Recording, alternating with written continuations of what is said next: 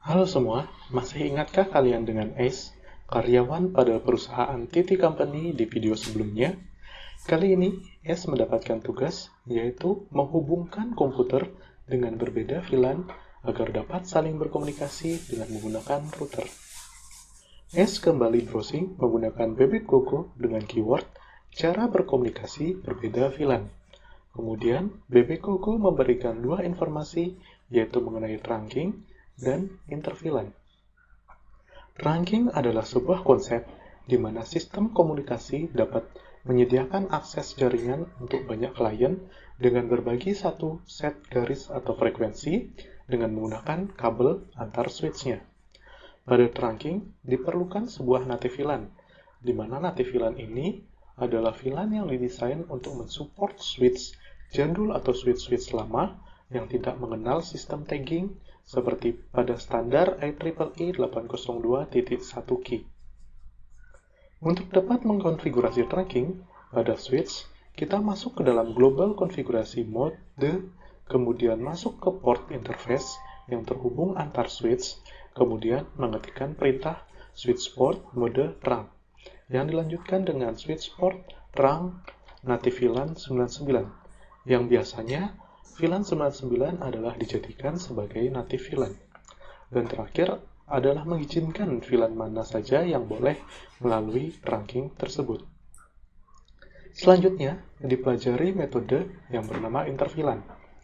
InterVLAN didefinisikan sebagai cara untuk meneruskan trafik antar VLAN yang berbeda dengan mengimplementasikan sebuah router pada jaringan tersebut.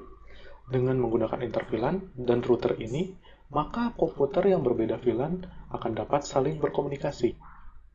Nama lain interVLAN yaitu router on the stick, di mana router on the stick karena dua kabel yang sebelumnya menghubungkan antara router dan switch dapat digabungkan sehingga hanya menggunakan satu kabel saja yang terhubung antara router dengan switch. Karena menggunakan satu kabel tersebut, sehingga terlihat sebagai router on the stick.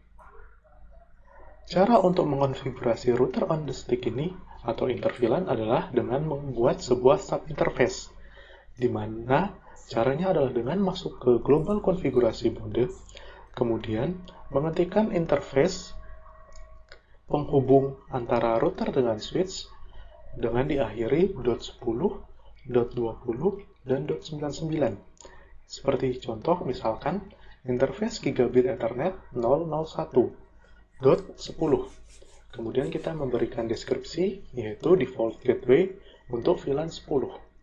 Selanjutnya kita akan memberikan perintah bahwa encapsulation .1key 10 yang berarti adalah menggunakan protokol tagging 802.1 key dilanjutkan dengan alamat IP default gateway dari VLAN tersebut. Pada VLAN 10 yaitu menggunakan IP default gateway IP address 192.168.10.1 dilanjutkan dengan subnet masknya 255.255.255.0. Kemudian kita beralih ke subinterface kedua, yaitu sama dengan mengetikkan interface gigabit Ethernet 001.20 yang berarti adalah membuat subinterface yang baru.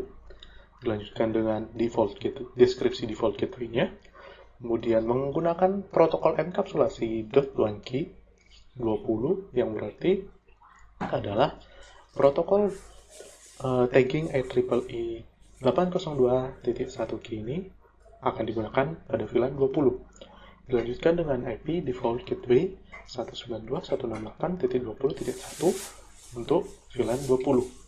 Begitupun juga yang terakhir, yaitu misalkan kita buat subinterface gigabit Ethernet 001.99 yang berarti bahwa